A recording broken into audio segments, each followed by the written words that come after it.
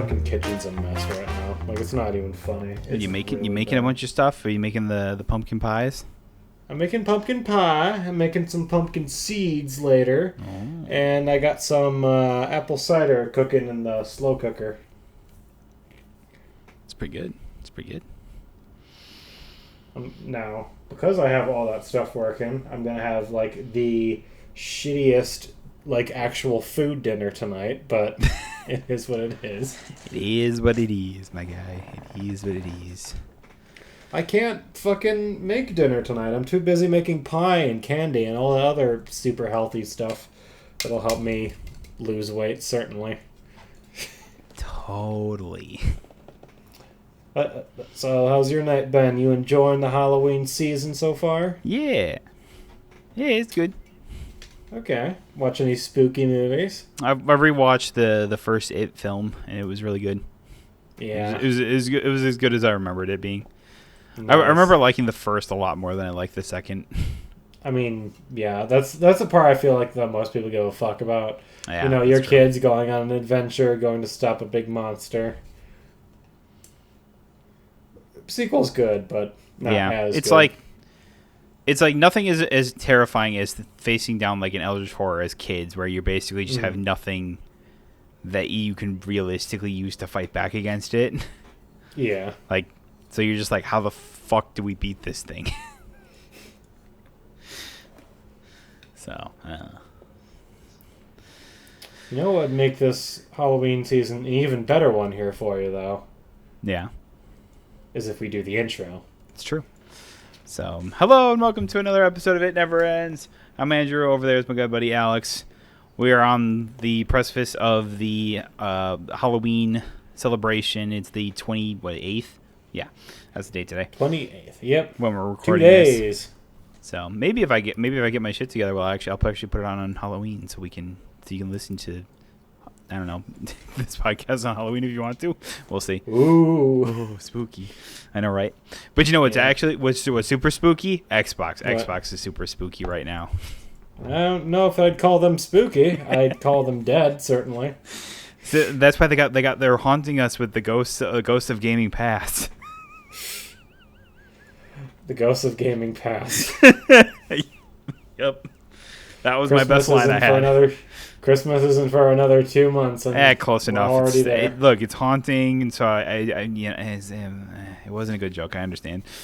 No, it was a great joke. It was cleverer than what I came up with. Yeah, Halo campaign evolved. It's coming to PlayStation. Yep. It's a weird thought process. It's sad. It really is. It's sad. A lot of people made the comparison. It's like seeing Sonic go to the GameCube, and it is exactly that. Yeah, you said that the other day, and I was just like, I had never thought about that before. The mascot that represented, basically everything that was like the Microsoft gaming platform, Halo, is now going to the competing platform. It's basically an admittance. Yeah, we're done. Basically out of the console space. We're not competing with PlayStation. We're done with all that. Yep. We don't really necessarily care to sell Xboxes because at this point, if everything is just going to release on PlayStation eventually, maybe not initially, but eventually, why ever buy an Xbox? It's like, if you want to play stuff on day one, I guess, just buy a PC. You can play it on PC and stuff like that. They do have a console coming out. I feel like we've mentioned that a few times, but we can talk about it later.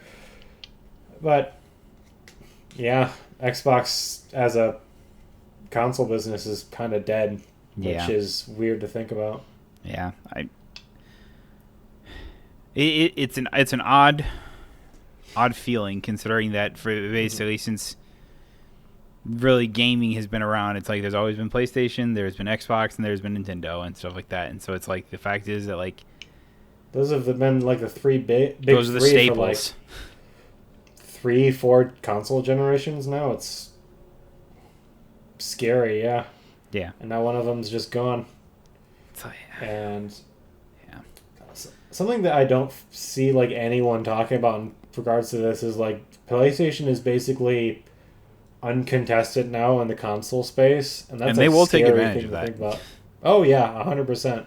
Just I've just heard of. like just like Nintendo has, like you look at the Switch 2, it's like, yes, it is just a bigger, better Switch, Mhm. but like I don't know. I just feel like they're not really utilizing it. I mean, maybe it's just too early in its thing, but it's like People don't buy Switches to play games like Borderlands or Call of no, Duty or like Assassin's Creed or any of like the big games that come out. it's to They play buy my them Nintendo games.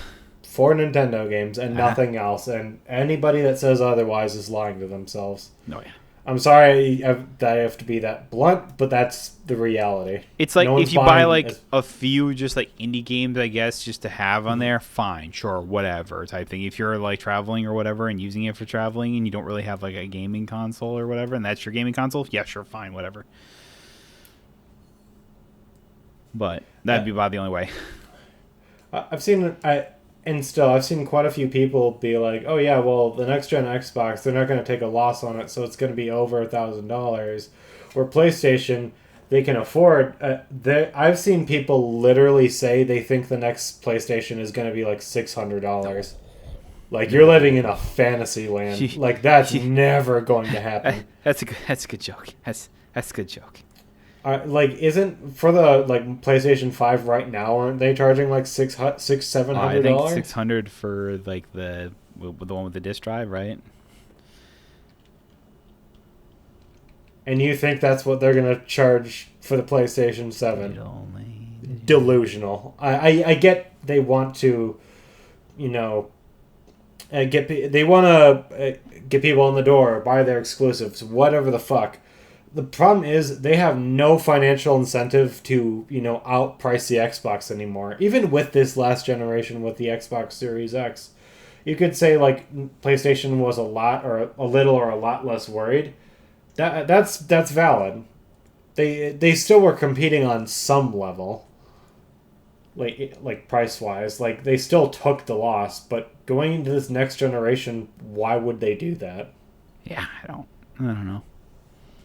It's like PS5 Pro console on the Sony store is $750. For the non-digital, it's $500, and for the 1 terabyte one with the disc drive, it's $550. The next PlayStation, I guarantee it. If it's a penny below like $700-800, like I'll fucking eat my words. I'll buy it and every PlayStation exclusive that comes with it because I know that's never going to happen. No, with the way, especially the way the economy's going and everything like that, you telling me that they're going to do that? Especially when you have no competition. Like if there's really going to be like no Xbox, and it's like, oh well, are we looking at Nintendo's not competing? They're doing their own fucking thing. It's like we always say with Nintendo, they're doing whatever the fuck they please. I don't give a shit about contending against who. We're Nintendo. We do what we do what we want. Here's the thing about that: when you just referenced Nintendo, the whole reason Xbox has kind of been experiencing this downfall, doing all these like crazy weird decisions, is apparently they're chasing a 30% like profit margin. Yeah. Which in the video games business is absurd, like insane. Like a good month for Nintendo, they're making like 22% like profit. Yeah, it's just really going full capitalism with it, pretty much. Mm-hmm. I imagine like someone over at Xbox, like Sarah Bond or Phil Spencer, had to tell them like that's actually impossible. There's no way we're going to hit those crazy high profits, and that's why we've been seeing a lot of these things like these major like studio closures, major layoffs. All these studios switching over to contractors.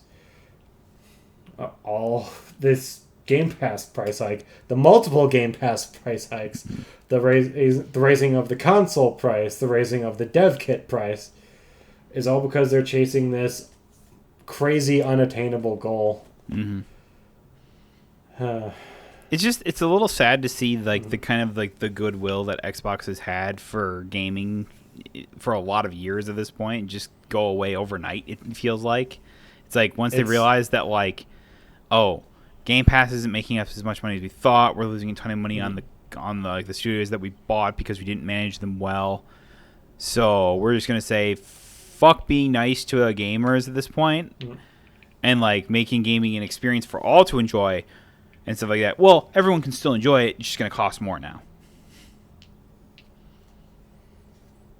And a lot of people are looking at that going like, yo, what happened? Yo, what up? You okay over there? It's fucking crazy. You said overnight. It's actually overnight. If you would have told people 3 months ago, this was not a thing. like it's crazy to think like 3, 4, like half a year ago, what we thought about Xbox now is completely different to what we think about Xbox now. Yeah. If you would have told somebody even just like a few months ago, they're gonna do a Halo Combat Evolved remake and they're going to release it day one on the PlayStation, people would have laughed in your face. They're like, that'll never happen. Never. Here we are. One of the big three is now out. Yeah, at some point, it's just like Xbox decided we're just not gonna. We have all these studios and we have all these properties and stuff like that. We're still not gonna do anything with them, but we don't understand why we're not doing anything with them. But at the same point, we're also looking at PlayStation and Nintendo of releasing all their exclusives and look at how much they're selling for their consoles and everything like that. And they go, well, why aren't we doing that? Because even though you have all these things, you're not doing anything with them. We've said this 1,000 times. You bought up all these studios, all these properties to do something with, and then just sit on your hands, twiddling your thumbs. Well, they closed so many studios, they canceled so many projects, and fired so many people. One of the big things in the gaming console business is that you have to look long term. It's like obviously you have to manage things well. That's always been the case. Always a given. Mm-hmm. But if you look at a video game, that's going to take years to develop and work on a new thing. Like with Arcane Austin, sure, Redfall came out. They told you not to release it, or they completely rework it, and you just didn't do that. You saw a product that was functioning, and you just put it out there. And they were like, okay, we'll make a new game. Well, how long will that take? 4 or 5 years? We'll make the money now, save the money now, and, just close the studio. That's not how... Gaming's an investment. Yeah. You give these teams money and you give them time. And when a new game is ready, it's released, you make how many millions and billions of dollars, they move on to the next thing. You can't just say, oh yeah, I need this, not every game studio is going to make COD every year. Even then, do they really make COD, or do they just kind of copy and paste and then go, this is good enough? That's basically what they do, and they need 3 giant studios in order to make that work. Yeah. I don't compliment COD very often, but the fact that they're even able to do that is a miracle. Right? I mean, it's pretty crazy. Mm-hmm. It's just they look at. I feel like especially with Xbox, it's they look at we said Call of Duty or whatever, and they say, oh well, why can't we just be, it's well, now we have Call of Duty, why can't everything just be Call of Duty, And they go, why? That's not how it works. Why can't every game get done that quickly? Because that's not how making games works. No, I don't know what to tell you. It's like. Mm-hmm. I just don't understand why they're like this, and it's just sit over here going we wait years for, TV series or movies and stuff like that, Mm-hmm. and everyone they put just ridiculous budgets into some movies and stuff like that, and then and they're like, oh yeah, we're okay with spending all the money for this and stuff like that because we're gonna know we're gonna make it back type thing. With games, it's just they don't want to spend the money, they don't want to spend the time because it's well. It's not always. We're not always going to make a profit margin back, but the point is that you invest in what you believe in, type thing, or you invest in what you think about the product there, and if it doesn't work out, well, maybe it shouldn't have been there to begin with, or maybe something went awry at some point or another. It's like, but you have to believe in what you do, and if you're not believing in what you're putting your money into, then why did you even have this to begin with? The big thing with Microsoft, and I see what's happening right now, is the big AI push. I think we've talked about this before, right? Yep. They are investing. Microsoft as a company is investing hard in AI. They are putting like all their backing across the entire company into it, and because of that, several sectors, including Xbox, have been taking a huge hit. They are betting pretty much everything on the fact that Microsoft is going to have and run like the like big universal AI, like that the world is basically going to be the most familiar with and work the most with. The problem is if that doesn't work out, it's like you've basically fucked over all other sectors of your company in order to reach a goal that you never ended up making. Like, imagine if Microsoft puts out like their big AI system platform thing, and it's basically just as successful as Mixer is.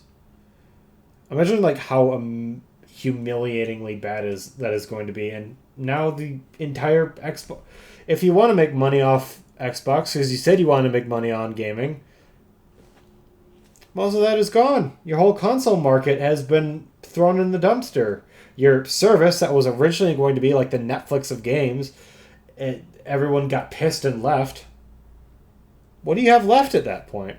You just don't see the value. You just don't see the value of it anymore. It's like, because I don't know. I don't know if we said this, but it's like when it comes to like paying for something like Netflix or whatever, where people watch, that's like their entertainment. And for most nights is that they log on to Netflix and they'll just throw up some show that they're watching or rewatch something that they've already watched before, type thing. It's like that. It's like what they like. The Game Pass is kind of like that, but for games. And they go, but that's games and TV shows and movies are not the same in any way, shape, or form. Really, it's like. When something has to be an active participant, nobody's gonna want to replay a game a bunch of times over and stuff like that. If it's like if it's like a single player game, it's like rarely does that happen, especially nowadays. Type of thing where it's just like, oh, I want to go back and replay this. Yeah, it happens. I'm not saying people don't replay games. It's just like, but it's not like rewatching The Office for the umpteenth billionth time, Fuck, people still do that. Right? I know. We're not going to get into that, but. It makes sense what you're saying. So what Microsoft has to do to keep like the interest coming is that they got to keep stacking it up with pumping out games with fresh new content. That's what they say they're going to do with like their latest promises. What they say, like over 70 day one games every single year. At the same time, not everything is going to appeal to every person, and that perceived value has to be there. And for a lot of people, it's like $30 a month. It's like $30 a month. $30 a month is just too much for games that they're not really interested in, stuff like that, or really want to play. And for a lot of people, they only buy like a few games a year. Yeah. It's like, okay, I have this service where I don't own anything. I'm maybe not getting all the games that I want. It's like, what if I, as a customer, wanted like, I don't know, just off the top of my head, I wanted Assassin's Creed Shadows and Borderlands 4 this year. Like, those were going to be my two big purchases, and like, well, neither of them came to Game Pass. So I paid way more for a year of Game Pass than I would if I had just gotten the games I wanted in the first place. Yep.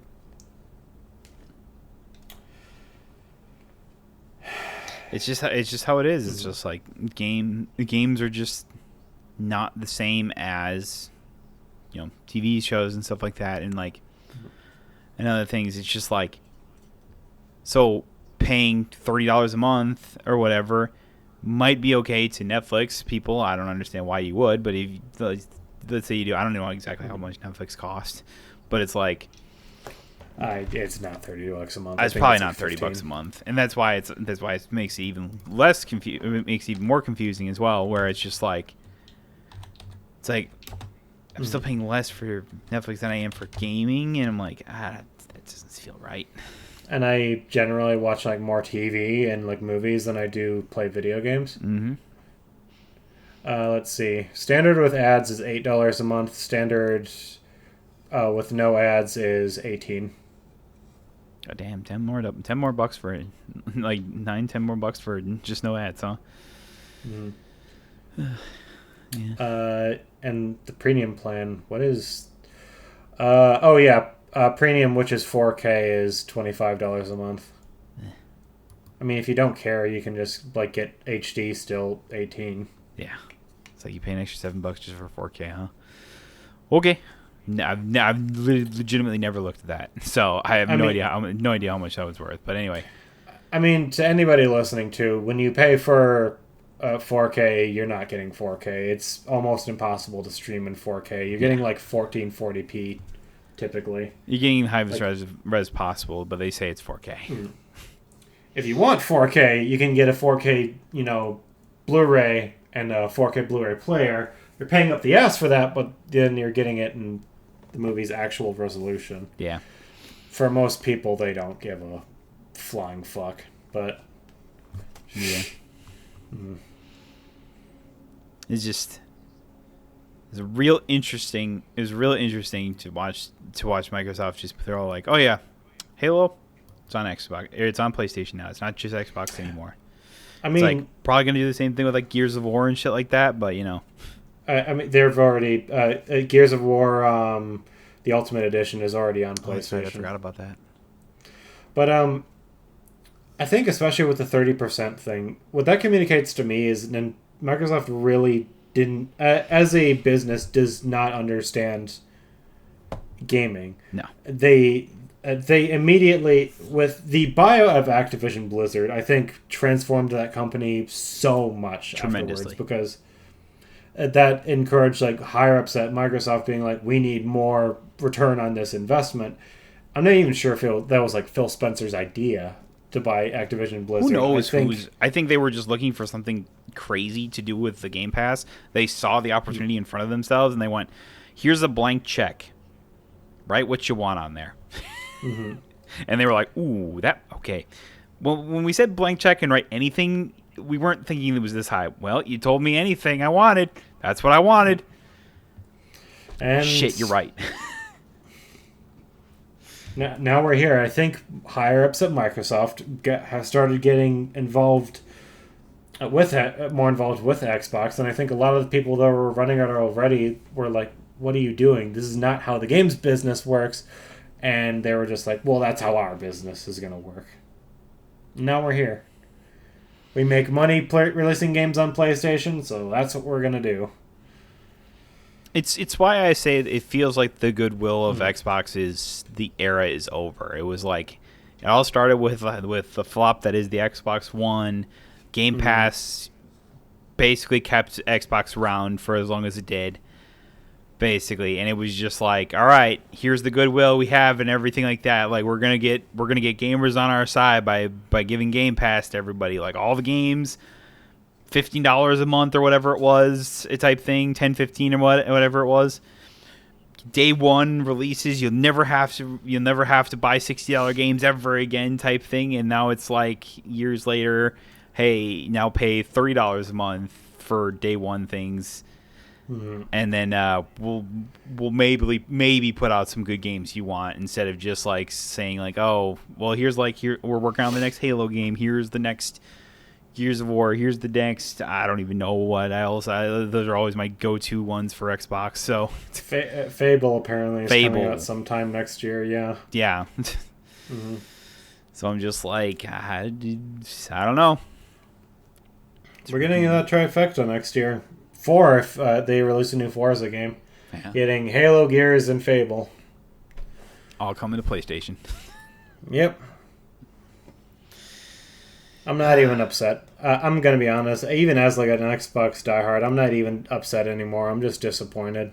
It feels like it's just like it harkens back to our conversation we had on the last podcast where we were talking about it feels like the passion for gaming is gone and capitalism's just taking over when it comes to AAA studios. It's like Xbox feels like it's embodying that right now. It's like back when the Xbox was riding high with the 360, like they're like, oh, we're on the top of the world. No one's gonna topple us type thing. We got best Halos. We got the Halo series is riding high type thing. Let's go absolutely crazy. We're not just gonna be Xbox. We're gonna be the Xbox One, where all of this is in one package and stuff like that. And it's really funny. And we were talking about this when we were out disc golfing the other day. But it was just like, it's really weird to think that Xbox One actually feels like it was ahead of its time. It does. Because when you look at how like entertainment is handled nowadays or whatever type thing, it's like you have all these different streaming services and stuff like that, and it's like the idea of having them all under one thing is kind of cool, and that's generally what Xbox One wanted to be. Like, they wanted to be the entertainment, they wanted to be gaming, they wanted to be TV, they wanted to be all these things and stuff like that. And it's kind of like, had this happened, like had the Xbox One came out basically in the point where like the Xbox Series X came out, and they basically like did that, and like they had like here's Xbox, like a normal console generation between that. Yeah. Yes. So like if the Xbox One came out in place of the Xbox Series X, and they said, all right, now we still have the Game Pass that's just gaming. It's the one that you all know and everyone already uses and stuff like that, $15 a month. Well, here's it with the entertainment package, which includes like Hulu or Netflix or whatever it is and stuff like that, and all on your Xbox. Huge. Like, that'd be insane, right? Like, a lot of people would really gravitate toward that, right? Yeah. It's crazy. It's crazy to think that back then it was just like the Xbox One and its ideas were actually too new. Were too obscure at the point, because it was like there was just too many people running off cable and streaming services just weren't around yet. Let's look at what Xbox's next-gen console plans are, because we do know that, right? Yeah. So right now what they're planning to do, their next console, whatever this next thing is going to be, the Xbox Entertainment System, let's just call it, is basically going to be an OEM using their new like Xbox, PC like app thing that they use to make the Xbox ROG Ally, where it's just an OEM that you plug into your TV. You can access all storefronts, Steam, Epic Games, and funnily enough, if they do that, then you can play games like Ratchet and Clank and God of War on your next Xbox, if you really want. If it's got Steam, it'll have all those games. Which, I don't know. I think that's interesting, I guess. Yeah. It's not really a console in the traditional sense, but... No, it's not. I wouldn't call it necessarily an Xbox. It's just more of just like, here's a thing that you can play video games on. Whether it's... It's a living room OEM. That's pretty much, what it is. Yeah. It's just like, instead of trying to make their own brand at this point, it just feels like they just want to be the all-in-one gaming console, pretty much. So that's what they want an Xbox to be now. And it's like... But part of the reason why PlayStation still sells and why Nintendo still sells is because it still has its own unique brand and flavor to it and stuff like that. It's like... It's that while a lot of Sony games can kind of feel very samey, there are some people that really enjoy that type thing, and it's just like, and the stories they bring along and everything like that, and the gameplay style itself. So you can't fault them for that. Yeah, people buy a PlayStation to play games like Spider-Man and God of War. People buy a Nintendo console, a Switch, to play games like Mario and Zelda. And for a while, what it was is you would buy a Xbox to play games like Gears and Halo. Halo, yep. Yep. And there's really just nothing that makes people gravitate. There's no personality to the Xbox anymore. Like there's nothing that gravitates anyone towards the Xbox brand anymore.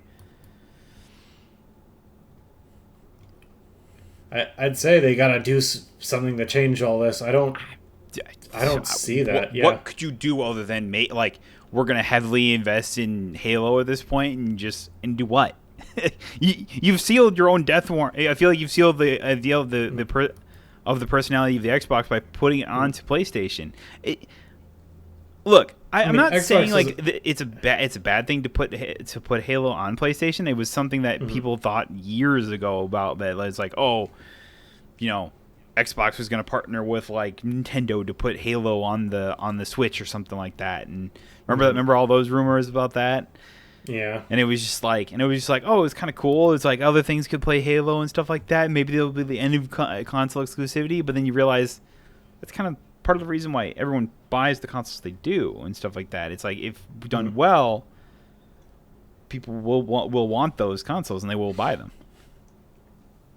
It's like, this isn't the end of console exclusivity. No. Like, PlayStation and Nintendo are going to continue having exclusives. You'll never, even no matter how good this next Xbox entertainment system does, it's never going to be enough for PlayStation to start releasing games day one on it. No. Like, that's just not going to happen. No.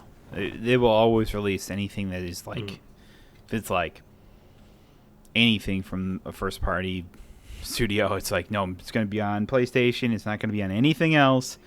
And stuff like that, at least for probably a year, at least. And then we'll think about a PC port or something like that. Then they say they're going to start doing like 6 months? Yeah, like they say that, 6 months, a year, whatever. Okay.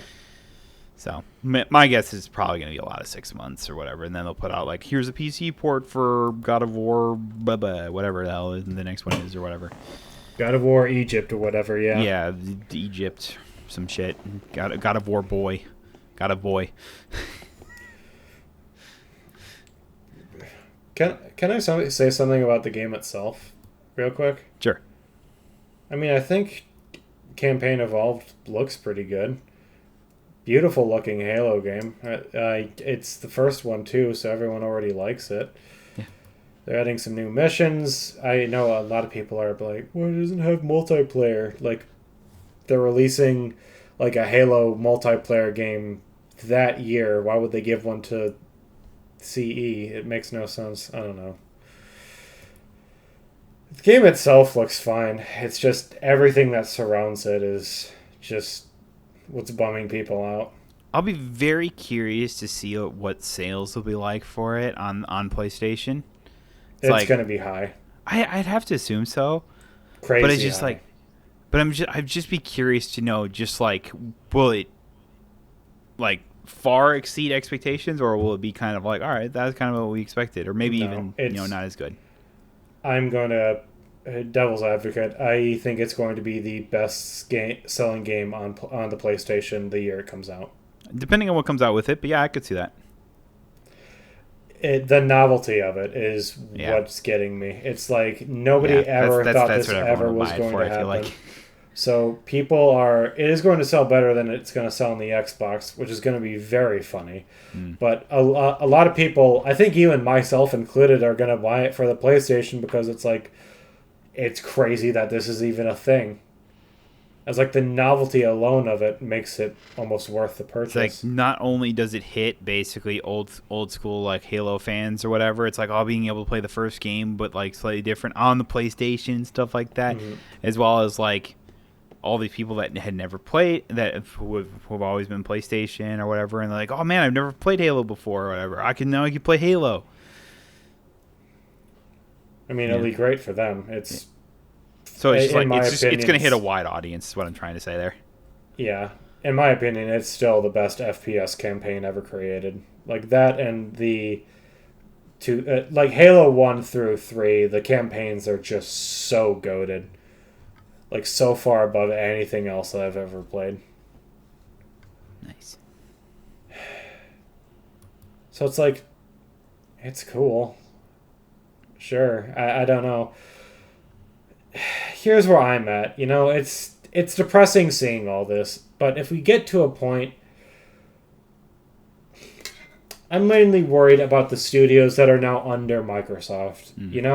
I feel like if they keep doing this, cost saving bullshit, if this next Halo game doesn't sell like hotcakes or it even loses money, is this going to be the last one that we ever see?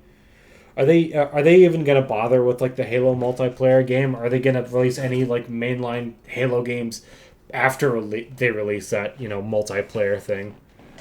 What studios are going to be fucking shuttered if they don't make crazy amount of money? I'm not sure how is Outer Worlds 2 doing right now. Just out of I have curiosity. no idea. I didn't even realize. I didn't even remember that game even came out. I did. I just haven't started it yet. Just got so much other shit to do right now. I've low key been like super super hyped for this game. I cannot wait to get started with it. Let's see.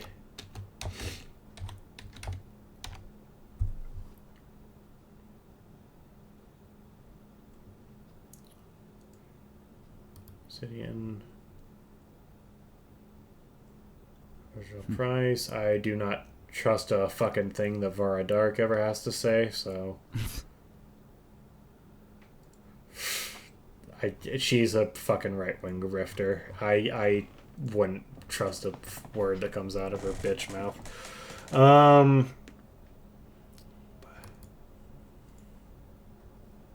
Everything from die.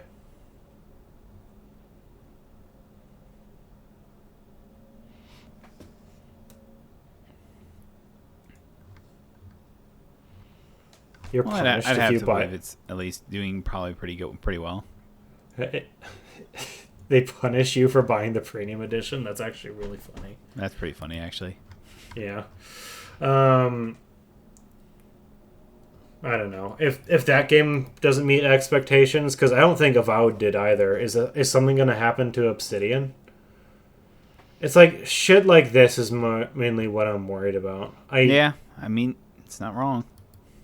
It's like if a game doesn't live on the expectations, does it mean you're just like, oh, goodbye to the studio because you didn't meet expectations type thing. It's always what I feel like studios, especially under bigger companies, worry about. It's just so fucking sad, man. It's like, I know I've said it many times, but it's just sad. It's like I grew up with the Xbox. That was always my main like console platform. It's like when that generation came out, we got a 360 before we got a PS3, and we played the shit out of that thing. Just Minecraft.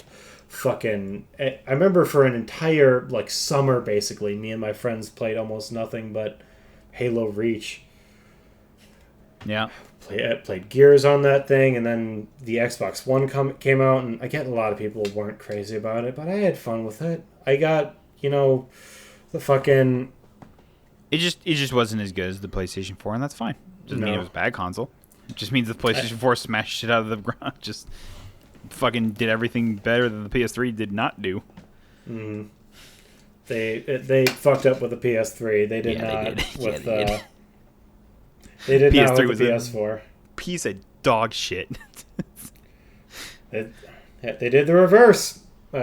Microsoft saw fucking, Xbox One was a piece of dog shit then, and they did not recover with the Series X, as everyone could probably tell. Mm-hmm.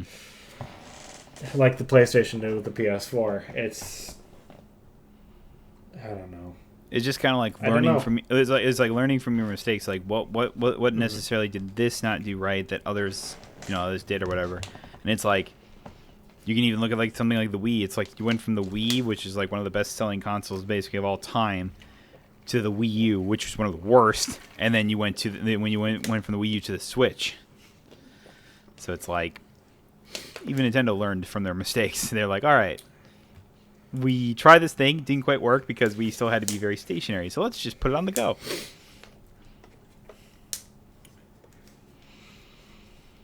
I just actually go back and think about how it must have felt. It's like, man, I've been buying like every Sega console since like the original Genesis. I played tons of Sonic the Hedgehog, and I just invested in the Dreamcast, and now Sonic Adventure 2 is going to the GameCube. What? It's like, and now Sega's not making any more video game consoles? Like, I feel like I'm in the same position now. It's like, I've been playing Halo for the longest time on my Xbox, and now all of a sudden it's going on PlayStation, and we're done making Xboxes. Like, what is happening? Yeah, it's just something I never It was not on my bingo saw card for coming. 2025 to watch No. Xbox implode, or at least like change the entirety of their business model. That's crazy. It's not on my bingo card. So it's pretty crazy. Mm-hmm. Well, let's consider this just for a second. This is one silver lining, and what I'm like basing all my hopes on, right? Mm-hmm. After Sonic started going to Nintendo consoles, a lot of those games were very good. You know, Sonic Unleashed was very good. Sonic Heroes was very good. We've had a lot of really good Sonic the Hedgehog games after he went multi-plat. Maybe that'll happen with Halo now too. Yeah, maybe it's just like the idea that the Halo game has to be the thing that sells all Xboxes. Basically, it's like now that it doesn't have that stigma on it, maybe it'll help. Maybe it'll be like, oh, now we don't have to make it the greatest game of all time for, I don't know, for everyone to like it or whatever. And I go, maybe it'll be a change of philosophy. Maybe they'll scrutinize it less or whatever type thing, and just kind of let the developers do what they do. I don't know. We'll see. That's my hope anyway. We'll see. That's all I got. We shall see. Because like a lot of crazed Sonic fans, I've been a Halo fan since the beginning, and I'm going to continue to be so. Ain't no one gonna get me off that series. Yeah, it's fair enough. It's fair enough. Okay. Is there anything else you wanted to talk about, or? I saw this. This is something just small or whatever, but it was like I see Netflix is apparently making a Crash Bandicoot animated series. Are they really? Yeah, apparently they talked about it today, or was it yesterday? It says here it was published, and they're going, what? On October 27th, on What's Happening in Netflix report, they heard from a source that Netflix has been quietly working on a Crash Bandicoot animated TV series. Interesting. Okay. How you feel about that? Sounds like fun. I mean, I think it'll be fine. It'll be a fun little cartoon. So Crash can't talk, right? He just has to go, whoa! I mean, he's going to talk, though, is the thing. The problem. Can't we just have Coco or the fucking like mask or whatever Aku Aku do it? Nah, they're gonna have Crash talk. They'll probably get like like Keegan Michael Key to voice act Crash Chris or some Pratt. bullshit like that. They're gonna get Chris Pratt for an animated TV series. So that way, Chris Pratt will be who's the voice actor for of Mario and Crash? Is it Tom Kenny? Does he voice act for SpongeBob? Yeah, that's him. That sounds right. Yeah, just get him to be Crash Bandicoot. He already voices Spyro. Why not? Perfect. Yeah, I just saw that and I thought it was kind of funny. I'm like, I don't know how I feel about that, but it's probably fine. What that actually reminds me, like, makes me think of, did you ever watch the Attack on the Power of Juju TV show? I think I watched like a few episodes of that, and I think I was just like, what the hell? Yeah, it was dog shit for sure. And I loved it when I was a kid. But I loved anything video game related. Brother, I watched the fucking Super Mario Brothers Super Show, okay? Yeah, that's true. Yeah, I was kind of the same way. I was like, oh, this is like video game, and it's like a cartoon as well. I love this, and I didn't even know what it was, but I loved this. Oh, man. So, I don't know. See how that goes. I mean, what if it's as good as like the Knuckles like series or whatever that was on? Was that Netflix? No, that wasn't Netflix. That was HBO, right? Was the Knuckles series any good? I mean, I was told that it was pretty funny, so I was like, okay. Okay, they can do that for fucking Crash Bandicoot. Why not? Yeah, sure, why not? More Crash Bandicoot doesn't seem like a bad thing to me. Nope. What is Knuckles on? I think that's HBO Max. I'm pretty sure it's HBO Max because I'm pretty sure that's where you can watch the Sonic movies. No, it's Paramount Plus. Oh, it's Paramount. Yeah, tell me. Yeah. Of course, I knew that. I was thinking HBO is like Last of Us or whatever. Yeah. Mm-hmm. That was isn't that like Peacemaker and stuff like that too? I don't know. I don't know why I Yeah. thought. I just thought that for a second. I just did. Anyways. Last thing I just wanted to talk about because I was like I've been playing a lot of Borderlands 4, so they've recently put out their new like Halloween event, which is like the Horrors of Kairos. That's fun. Or whatever, and it's like it's fine. It's very minimal for what you would consider like an event thing, as opposed to like a lot of people are kind of shitting on it, and it kind of deserves it. I'll be honest, considering it's basically nothing other than just go, oh, the world boss things like appear, and like you can just go fight them, and then the reward gives you a chance for one of the two legendary like gun and grenade or whatever. Mm-hmm. And these are the only way you can get these guns, basically. So it's like, wow. Unfortunately, neither one of them are very good, which really stinks. But it's just like, and everyone's just like, well, is this even like a Halloween event at this point? Like, it's just like, it's like, why do we even do this? You know? I'm gonna give them a little slack here, I think, because Borderlands 4 just came out. I don't think they were really ready to do something like a Halloween event. They're still working on, and I agree with you. They're still working on a lot of the like quality of life stuff, making sure that the game's running optimally and everything like that. They're still figuring out balancing and everything like that when it comes to making sure each of the Vault Hunters feels powerful in their own ways, type thing. There was a lot of unintended interactions in the game that they're trying to fix, basically, so that way it's not just commonplace and stuff like that. Like there was infinite gun damage stacking on like I think it was like the Songbird or whatever. Not intended. It was never intended. So they wanted to fix it as fast as possible. They realized some things were just too powerful, including what they called the knife, which is the crit knife. Because what that would be like, is when you hit somebody with the knife, it would be automatic crits for the next 5 seconds. Everything that hits that enemy automatically crits, and it was insanely powerful. It was, I can imagine, insane. It's like they've nerfed it now. It's now only 30%. It gives you a 30% chance for over the next 5 seconds for something to crit. Still okay, not great. Not as good as it was, obviously, but it's like I think I'm gonna give Gearbox the benefit of the doubt on this one. It's like it's still a new game. They're still figuring out a lot of stuff. It's not a big DLC or whatever. So I'm just like, I didn't really give a shit. It's just like, but people are talking about how when Borderlands 3 came out or whatever, they had like this whole thing, and it was around the same time as Borderlands 4, and I go, yeah, but was it really that much more? Was it really that much better? Not really.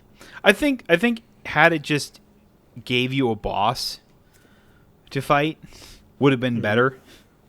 I think it would have been cooler just to have like a new boss to fight, but unfortunately they didn't do that. I think that's more of what people are upset about. I think if they just designed a boss to fight, I think that everyone would have been okay with it.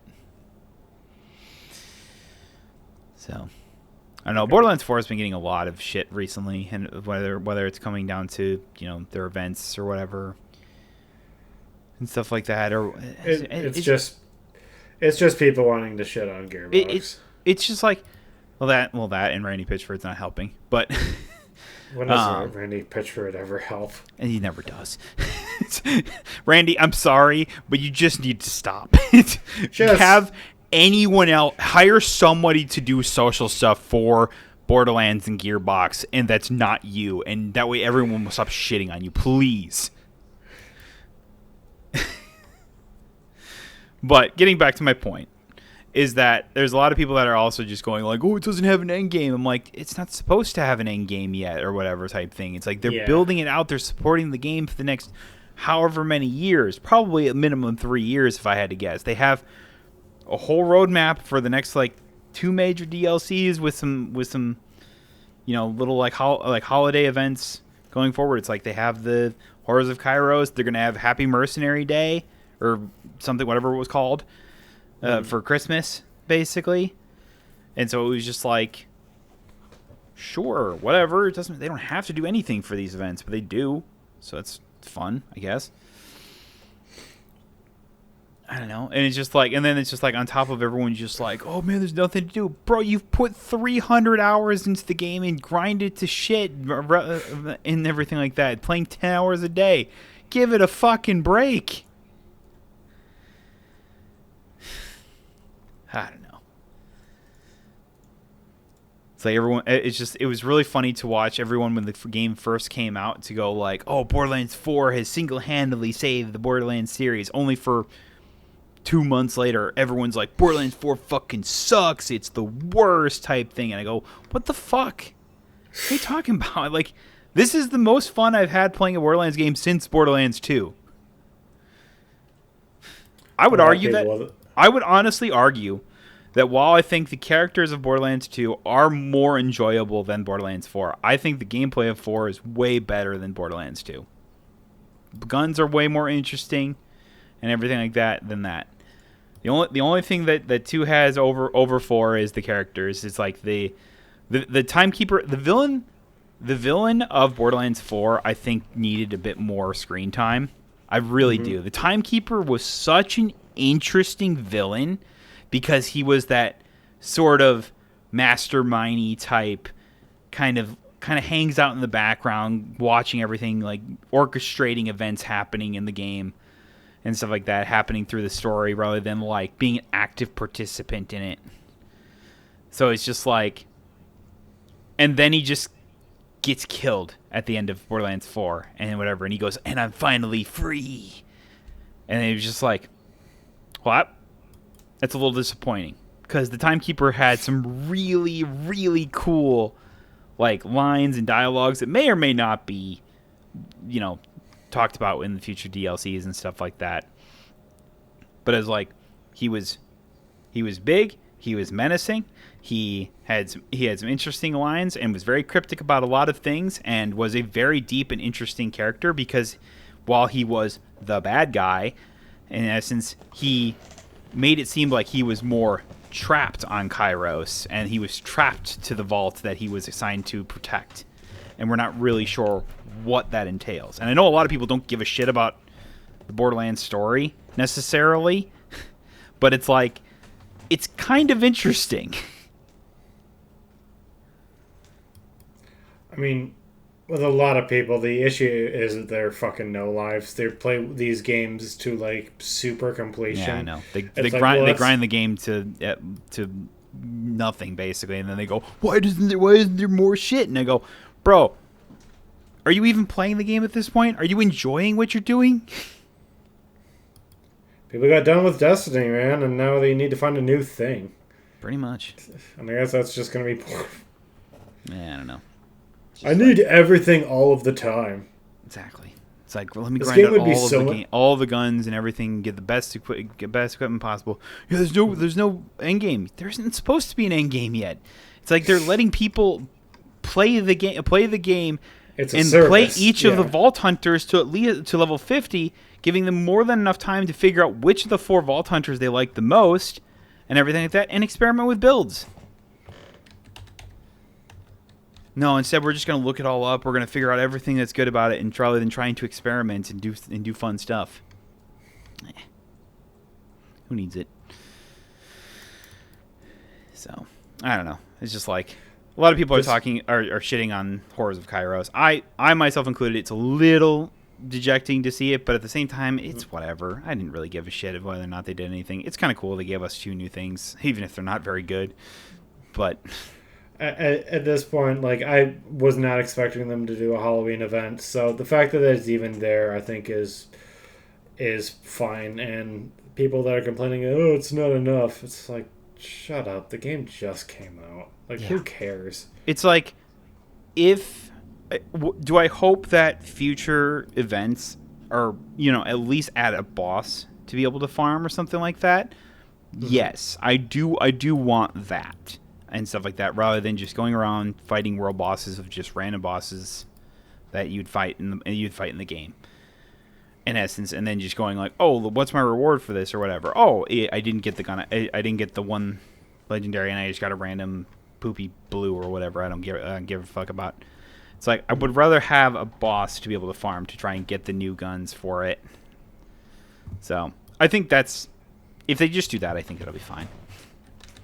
It was kind of like what they did with it's like looking at Borderlands 3 or whatever. It's like you would turn on like the holiday, whatever, like the event thingy or whatever, and it's like, oh, here, collect these 30 candy or whatever type thing, and then you could turn the candy into Maurice and then he'd open a portal to go fight this boss or something like that. And I think that's what kind of everyone wanted. In essence, but it's whatever. I think the problem as well is that this game follows Tiny Tina's Wonderlands, which all of its DLCs were nothing. Unfortunately, and everyone's just kind of looking at that going like, they're phoned it in, and they go, no. It's like they just Gearbox got a lot going on with this. Is like I was like, they're trying to balance everything, get everything working. They got deadlines to make for the new stuff. They just showed off the new Vault Hunter or whatever for the next one that's not even coming out until like next year, basically. Yeah. So I'm just like, give it some time, man.